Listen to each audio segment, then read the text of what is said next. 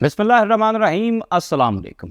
Real estate पर एक और ज़बरदस्त वीडियो के साथ आपका मेज़बान Suhel the iron man Jafri है, जो मार्केटिंग के प्लेटफॉर्म से एक मरतबा फिर से आपकी खिदमत में हाजिर है। इसी उम्मीद, यकीन और दुआ के साथ कि आप बिल्कुल ठीक होंगे और दस्तक कुदरत से मिलने वाली नेमतों को समेट रहे होंगे। चैनल पर आने वाले तमाम नए दोस्तों से कहेंगे कि हमारे चैनल एजे मार्केटिंग को ज़रूर सब्सक्राइब करें, ताकि पाकिस्तान में होने वाले तमाम अच्छे रियल एस्टेट हाउसिंग प्रोजेक्ट्स की टाइमली अपडेट्स आपको मिले और आपको अच्छी इन्वेस्टमेंट अपॉर्चुनिटीज़ का भी पता चलता रहे। आजकल जी रियल एस्टेट के बारे में एक चीज़ बहुत ज़्यादा सुनने में आ रही है कि रियल एस्टेट मार्केट तबाह हो चुकी है, रियल एस्टेट मार्केट क्रैश कर चुकी है, हर कोई अपना पैसा निकाल रहा है, आप भी यहाँ से अपना पैसा निकाल रहे हैं। रियल एस्टेट में इस वक्त कोई जान नहीं है। जो बंदा इस टाइम रियल एस्टेट के अंदर इन्वेस्ट करेगा उसको लॉस होगा, उसके पैसे बड़ी देर के लिए फंस जाएंगे, अगले 4 साल 5 साल उसको इस मार्केट से कुछ नहीं मिलेगा, बस हर तरफ तबाही है। तो इन माशी हालात में और मार्केट की सूरत हाल में अगर आप रियल एस्टेट के अंदर इन्वेस्ट करेंगे, आपको बड़ा तगड़ा लॉस होगा, पैसे फंस जाएंगे और पता नहीं क्या क्या क्या क्या।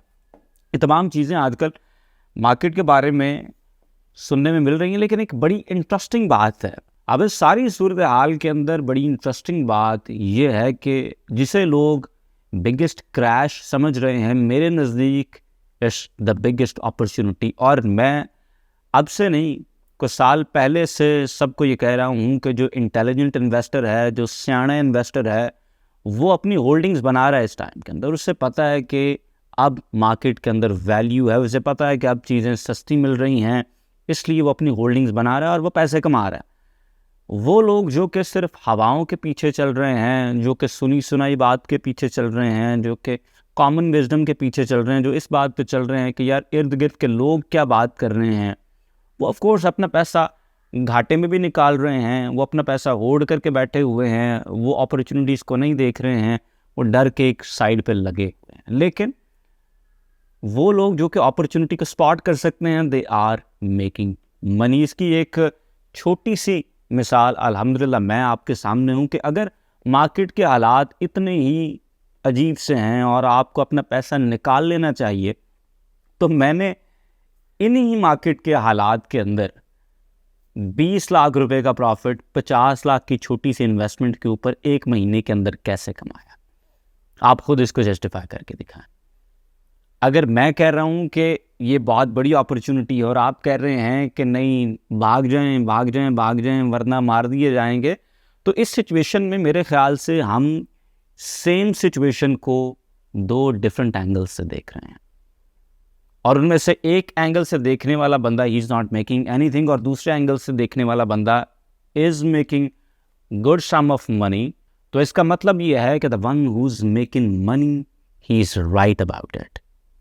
महीने के अंदर 20 लाख रुपए का रिटर्न हो सकता है, आप में से बहुत सारे लोगों के लिए शायद कुछ भी ना हो, इट्स नॉट इवन पीनट्स, लेकिन बहुत सारे लोगों के लिए it's a meaningful sum of money. 2 million 20 lakh रुपए, ख़ास तौर पे जब आप इसे देखें कि ये 20 लाख रुपए का रिटर्न एक महीने में 50 लाख की इन्वेस्टमेंट के ऊपर आया है, जिसका मतलब ये है कि ये 40% रिटर्न बनता है, 40% return in 1 month. Now that's lot. अगर आपने इसको गेज करना हो कि ये अच्छा रिटर्न है या नहीं, तो मेरे नज़दीक रियल एस्टेट को आपके पैसे 4 साल में डबल करने चाहिए। जो रियल एस्टेट 4 साल में आपके पैसे डबल कर दे वो बहुत ज़बरदस्त इन्वेस्टमेंट है, क्योंकि दुनिया भर में जो पैमाना है, रियल एस्टेट 7 साल में आपके पैसे डबल करती है। तो आप अगर 4 साल में अपने पैसे डबल कर रहे हैं, इसका मतलब है कि ईयर ऑन ईयर आपको 19% रिटर्न यील्ड हो रहे हैं। और कंसिस्टेंटली 19% रिटर्न्स 4 साल लगातार करते रहना, ये बहुत बड़ी बेट है, ये बहुत मुश्किल काम है और बहुत कम लोग हैं जो इस तरह की चीज़ कर पाते हैं। और इसीलिए मैं कहता हूँ कि अगर आप कंसिस्टेंटली 4 साल 19 से 20% रिटर्न लेके आएँ, तो मैं आपका शागिर्द नहीं बल्कि मुरीद हो जाऊँगा। तो अगर मैं 20% पे आपका मुरीद हो रहा हूँ, तो इसका मतलब है कि 40% उससे बहुत बेहतर रिटर्न है। अब ये किया कैसे है, उसके लिए यह है कि मैंने मार्केट को छोड़ा नहीं है, मैं मार्केट से भागा नहीं हूँ, बल्कि मैं मार्केट में गया हूँ।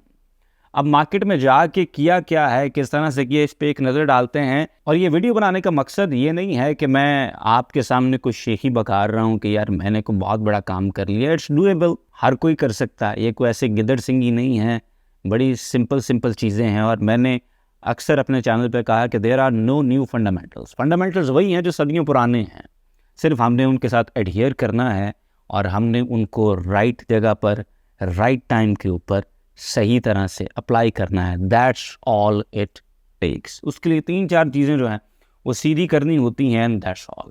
सबसे पहली चीज़ तो ये है कि इस तरह की सिचुएशन में cash is king. You should be sitting on a pile of cash. अगर इस तरह की अपॉर्चुनिटी में जहाँ पर मार्केट जो है वो इस तरह से है कि लोग इस मार्केट से भाग रहे हैं, there is fear in the market, वहाँ पर अगर आपके पास कैश है तो actually at this time cash is the king. आप अगर राइट टाइम पर राइट जगह पर राइट अमाउंट ऑफ कैश फेंकें तो आप उस कैश के साथ बहुत कुछ लेके आ सकते हैं। लेकिन इस तरह की सिचुएशन में कैश होना बहुत ज़रूरी है। ये नहीं है कि आपका कैश किसी ऐसी जगह पे फंसा हुआ है जहाँ से अब वो लिक्विड नहीं हो सकता, जहाँ से अब वो निकल नहीं सकता। कैश का रेडिली अवेलेबल होना बहुत ज़्यादा ज़रूरी है, और उसके लिए बहुत ज़्यादा ज़रूरी है कि आप किसी गलत इन्वेस्टमेंट के अंदर ना जाएं। Sometimes we tend to invest just because we have to invest, कि यार पैसे गोल्ड पे चलो इन्वेस्ट करती है। It's not like that. आपने इन्वेस्ट तब करना जब आपको अच्छी अपॉर्चुनिटी मिलती है। उस टाइम आपके पास अगर कैश हो तो फिर it counts. I was literally sitting on 4 million for like 3 months consistently, और मैं हर उस बंदे के साथ मशवरा कर रहा था जिसकी मैं एज एन इन्वेस्टर रिस्पेक्ट करता हूँ, और 4 एक बड़े स्पेशल लोग थे जिनके साथ मैं डिस्कशंस के अंदर था। डिफरेंट ऑप्शंस कंसिडर हो रहे थे, यार ये भी किया जा सकता है, ये भी किया जा सकता है। जिनसे मैंने मशवरे किए उनमें से एक बंदे ने तो स्ट्रेट अवे मुझसे कहा कि यार मार्केट के बंदे आप हो, मेरा रियल एस्टेट मार्केट के साथ ताल्लुक ही कोई नहीं है, तो आपको मुझे समझाना चाहिए, आप मुझसे क्यों समझ रहे हैं चीज़। तो मैंने उनसे कहा कि देखें यार, मैं हर चीज़ को एक स्पेसिफिक पिजन होल से देख रहा हूँ, because I am sitting in the market. आप मेरे साथ जो भी बात करेंगे आप फंडामेंटल्स की और प्रिंसिपल्स की बात करेंगे। प्रिंसिपल्स को अंडरस्टैंड करना बहुत ज़्यादा ज़रूरी है, क्योंकि प्रिंसिपल्स को आप एक मार्केट से उठा के किसी और मार्केट पे भी लगा सकते हैं, फिर किसी और मार्केट पे भी लगा सकते हैं। मैं एक स्पेसिफिक मार्केट का बंदा हूँ, मैं आपको उसी मार्केट की इनर वर्किंग्स बता सकता हूँ, लेकिन अभी मैं इनर वर्किंग्स के ऊपर इंटरेस्टेड नहीं हूँ। अभी I want to understand the bigger picture कि उसके बारे में क्या करना चाहिए, क्योंकि उसके अलावा 3 और लोग थे जिनके साथ मैं कंसिस्टेंटली मार्केट स्पेसिफिक चीज़ों को समझने की कोशिश कर रहा था, and I was sitting 3 straight months on 4 million cash. उसके बाद दूसरी इंपॉर्टेंट चीज़ ये है कि आपको इस तरह के रिटर्न्स के लिए ज़्यादा कैश चाहिए। You need big cash to make big returns. उसकी बड़ी सिंपल चीज़ ये है कि अगर आपके पास कैश लिमिटेड है तो आपके पास अपॉर्चुनिटीज़ लिमिटेड होंगी। अगर आपके पास कैश ज़्यादा है तो आपके पास अपॉर्चुनिटीज़ ज़्यादा होंगी। अगर आपने इंस्टॉलमेंट्स के ऊपर जाना है, सिर्फ डाउन पेमेंट के ऊपर जाना है, पैसे इतने हैं कि आप डाउन पेमेंट वाली चीज़ ले सकते हैं, तो फिर उसमें आपके पास लिमिटेड ऑप्शंस आ जाते हैं। और जब आपने थोड़े पैसे के साथ डाउन पेमेंट पे इंस्टॉलमेंट्स पे जाना है तो इसका मतलब है कि आपने वेट ज़्यादा करना है, फिर आप चीज़ों को एक्सपेडाइट नहीं कर सकते हैं, उनके एक डिफरेंट डायनामिक्स हैं। लेकिन जब आपके पास कैश ज़्यादा है, इकट्ठे कैश की एक वक़्त, एक वैल्यू ज़्यादा होती है, तो अच्छे रिटर्न्स के लिए आपके पास अगर अच्छा कैश है तो it's more likely that you will pull it off. तीसरी चीज़ ये बड़ी इंपॉर्टेंट है, और तीसरी चीज़ ये है कि you have to be bold. देखिए, the game of money cannot be played on defence. ये एक ऐसी गेम है जिसे आपने कंसिस्टेंटली ऑफेंस पे खेलना है। अगर आप इसमें डिफेंस पे बैठ जाएंगे, if you are holding your cash कि यार नहीं ये पैसे ही नहीं लगाने, ये कहीं पे कम ना हो जाए, ये पैसे नहीं लगाने यार, ये कहीं पे लॉस ना हो जाए, तो इस तरह की सिचुएशन के अंदर आप कभी भी अच्छे रिटर्न्स नहीं कमा सकते। रादर आप तो मार्केट से बाहर बैठे होंगे। You have to play the game to win the game. अगर आप बैठ ही गेम से बाहर गए हैं तो आप उस गेम को कैसे नहीं जीत सकते हैं। अगर आप बैंक में पैसे रख के बैठ गए हैं तो उन पे आपको कुछ नहीं मिलेगा। बैंक में पड़े पैसे आपके डीवैल्यू होते रहेंगे और वो आपको कुछ कमा कर नहीं देंगे। अगर आपने उनसे कुछ कमाना है तो उन पैसों को आपने मार्केट में फेंकना है, उसके लिए you have to take risk.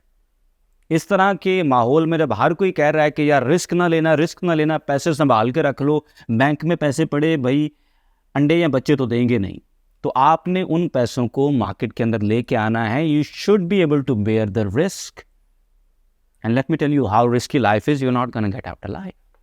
If you think investing is risky, wait till you have the profits for not investing.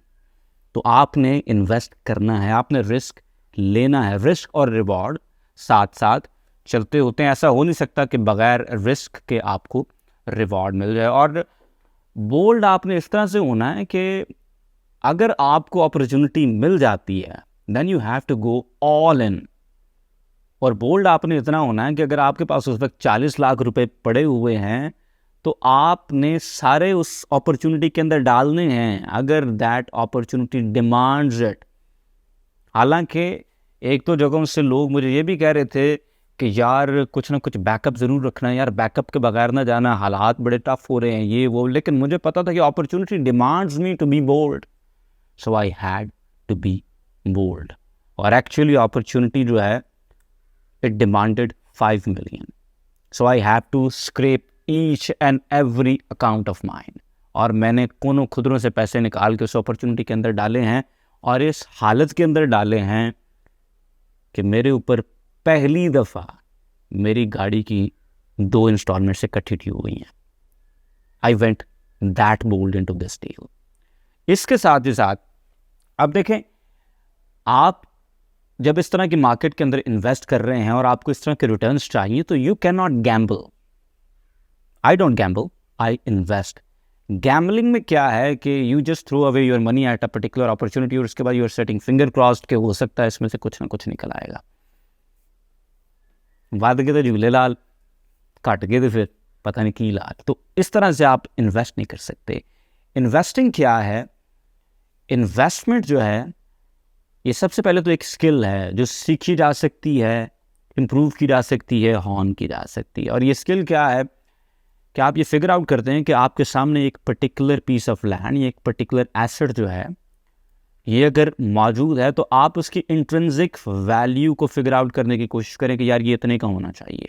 और उसके बाद अगर आपको उस इंट्रिंसिक वैल्यू से कम पे मिल रहा है तो आप उसको ख़रीद लें।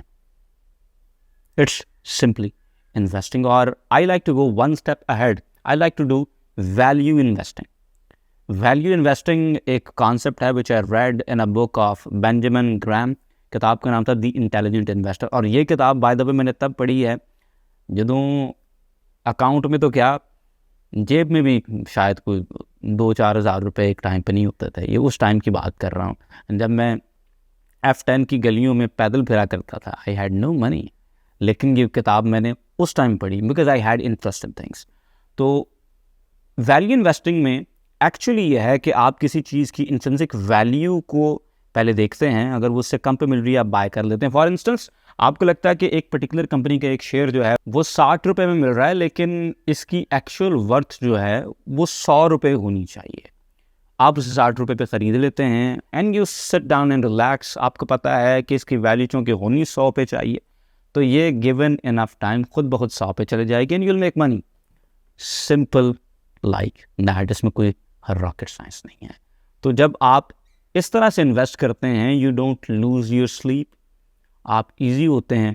और इसी वजह से उन हालात के अंदर जब सेल्स ऑलमोस्ट ठप हुई पड़ी हैं और आप कोई बैकअप नहीं रखते, आपकी गाड़ी की आप पे डबल इंस्टॉलमेंट्स ड्यू हैं and you put 5 million into a particular deal, आप ये कैसे करते हैं? बिकॉज यू नो कि यार जो चीज़ आप बाय कर रहे हैं ना वो अंडर प्राइस है, इस टाइम वो अंडर वैल्यूड है, इसकी असल वैल्यू इससे ज़्यादा है, आपको वो सस्ते के अंदर मिल रही है।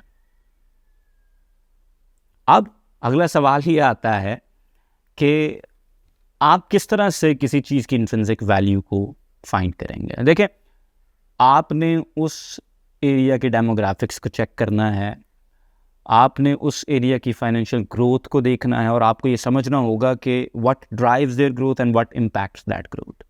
इसके अलावा आपने ये भी देखना है कि सराउंडिंग एरिया के अंदर प्राइसेस क्या हैं। अगर तो सराउंडिंग एरिया के अंदर प्राइसेस ज़्यादा हैं, वहाँ पर प्राइसेस कम हैं, तो दैट्स अ गुड इंडिकेटर। इसके साथ ही साथ आपने ये देखना है कि वहाँ पर अर्बनाइजेशन के ट्रेंड्स क्या हैं।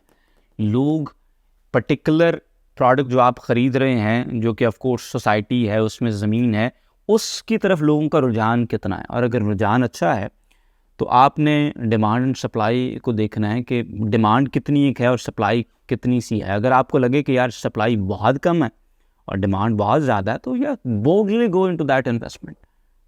और जो इन्वेस्टमेंट मैंने की है, बड़े थोड़े से प्लॉट थे, मैं कहूँ कि 30 एक पीसेस थे कमर्शियल्स के, बड़े छोटे छोटे वो कमर्शियल्स थे, और हार्डली मेरे ख्याल से कोई 250-100 रेजिडेंशियल्स थे, and I pulled it of. अब इंट्रिंसिक वैल्यू को समझना और इंट्रिंसिक वैल्यू को देखना क्यों बहुत ज़्यादा ज़रूरी है, और इन्वेस्टिंग के लिए आपका लेंस ठीक होना क्यों बहुत ज़्यादा ज़रूरी है। मैं अक्सर बात करता हूँ ना कि रियल एस्टेट इन्वेस्टिंग का लेंस डेवलप करें, जिससे आप वैल्यू को देख सकें, एंटरप्राइज चीज़ों को देख सकें, ताकि आप उनके अंदर इन्वेस्ट कर सकें। क्यों ज़रूरी है? मेरे एक दोस्त के पास उसी जगह की कुछ होल्डिंग्स थी काफ़ी पुरानी, उसने इससे आधी प्राइस के ऊपर बाइंग की हुई थी, and he was also sitting in cash, और वो अपॉर्चुनिटीज़ ढूंढ रहा था। मैंने उससे मशवरा किया, मैंने कहा यार आपकी ऑलरेडी वहाँ पर होल्डिंग्स भी हैं, तो क्या मुझे यहाँ पर चीज़ बाय करनी चाहिए। उसका लॉजिक ये था कि यार ये प्राइसेस ऑलरेडी डबल हो चुकी हैं, मैंने तो ये तकरीबन 3 लाख मरला पे अराउंड चीज़ बाय की थी, अब तो ये 6 साढ़े 6 पे चली गई है, अब ये उतना जूस नहीं है, the way he said it. तो उसने कहा अब मुझे नहीं लगता कि इसमें हमारे लिए कुछ है, और he sat on his cash, he did not invest. मैंने जब सारी कैलकुलेशन की and let the goblins inside my mind take over the whole arithmetic, तो मुझे ये समझ आई कि यार ये बहुत अंडर प्राइस है, तो यहाँ पर बहुत वैल्यू है। अब अगर मेरा अपना लेंस डेवलप ना होता और मैं सिर्फ उस दोस्त की ओपिनियन पे रहता, जिसकी by the way sincere advice थी, और एक इंटरेस्टिंग बात यह है कि people can be sincerely wrong, उसने अपनी तरफ से पूरा सिंसियर और मुखलिसाना मशवरा दिया, बट ही वाज रॉन्ग। अब अगर मैं सिर्फ उसके मशवरे के ऊपर बैठा हुआ होता तो I could not make this kind of money in हालात के अंदर स्पेशली, क्योंकि माशाल्लाह मेरा एक अपना लेंस डेवलप था, मैं एक अपने ख़ास अंदाज से इन्वेस्टमेंट्स को देखता था, तो मुझे पता था कि इंशाल्लाह I will make money here अगर मैं ये रिस्क लेता हूँ। So I took that risk, I went into that particular deal, and अल्हम्दुलिल्लाह अल्लाह पाक के फजल और करम से आई केम आउट ट्रायम्फेंट। थोड़े बहुत जो पैसे बने हैं वो इसलिए कि I just took the right decision at the right time, but guided by the right kind of mindset. ये चीज़ बहुत ज़्यादा ज़रूरी है। वंस अगेन वीडियो का मकसद कहीं भी कुछ यही बगाड़ना नहीं था, ना ही को 20 लाख रुपए इतने को पैसे हैं कि मैं आपके सामने इसकी शेखियाँ बगाड़ूँ। इससे बहुत बहुत ज़्यादा पैसे आप लोगों के पास अपने पास मौजूद हैं। आप लोग जब बात कर रहे होते हैं तो मैं इससे कहीं कहीं ज़्यादा आप लोगों के इन्वेस्टमेंट्स खुद करवा रहा हूँ। So I know it's not even peanuts, लेकिन what's important, what we need to pay attention to is the principles. मेरी किसी बात के साथ एग्री करें, let me know in the comment section below. Disagree करते हैं वो आप ज़रूर बताते हैं, बहुत अच्छा लगता है। वीडियो को लाइक करें, शेयर करें। इंशाल्लाह I will see you in the very next one. Till then, अल्लाह हाफ़िज़।